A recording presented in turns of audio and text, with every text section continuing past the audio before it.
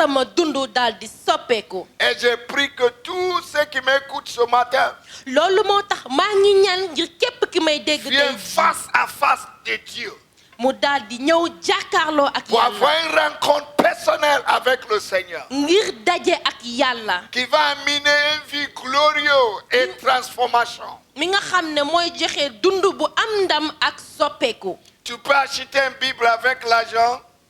mën nga jënd bible bi ak xaalis Tu peux lire la Bible.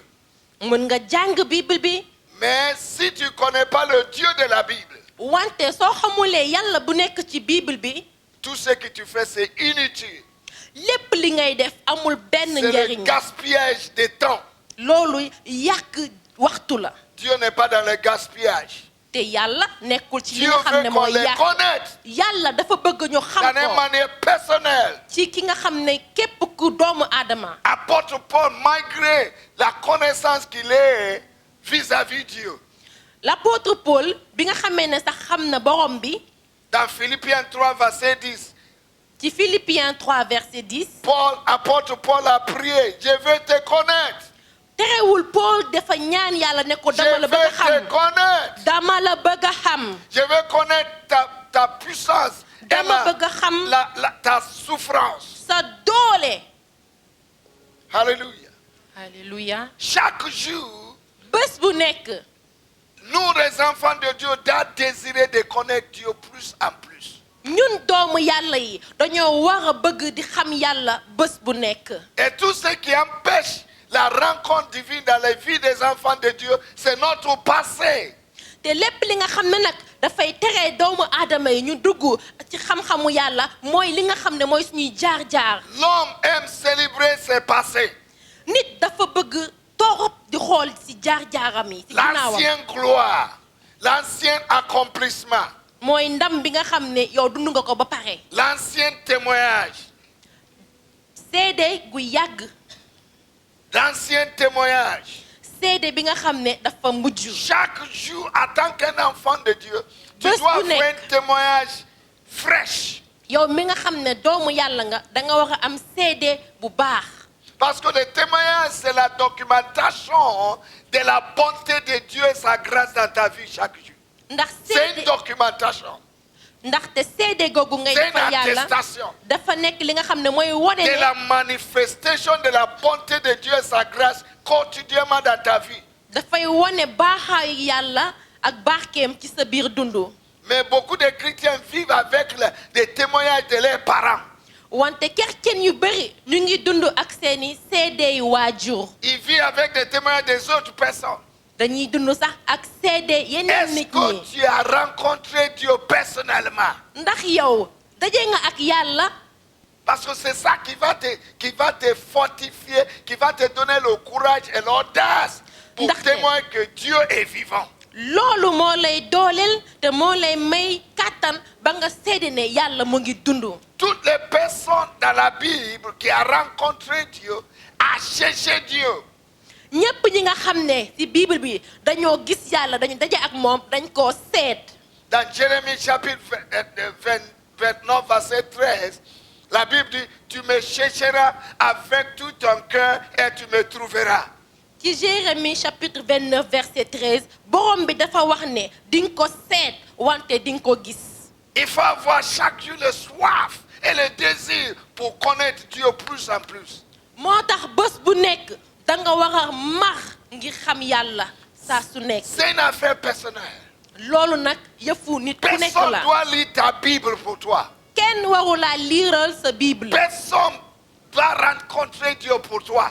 kenn waru la daje ak yàlla ngir yow Dieu est vivant yàlla dafay et il dund nous a donné l'accès par son sang qu'il a versé à travers Jésus-Christ. te daf ñu may yoon ci moom ngir deretu Yesu Krista bi nga xam ne dafa tuuru ci croix ba Nous sommes libres maintenant loolu moo tax ñun nag pour dañu rencontrer Dieu.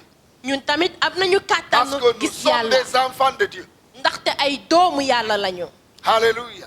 Et alléluia le rideau qui a séparé le Saint des Saints a déjà brisé. te L'homme peut rentrer personnellement et rencontrer Dieu.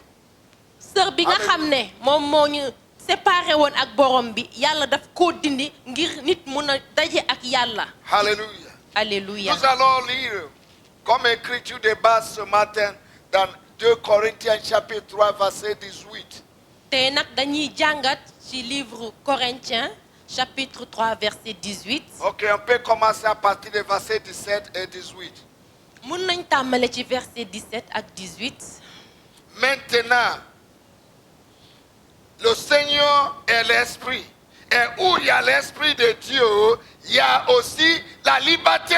léegi nag xel mu sell mi dafa nekk fiile te fépp fi nga xam ne xel mu sell mi mu ngi fi.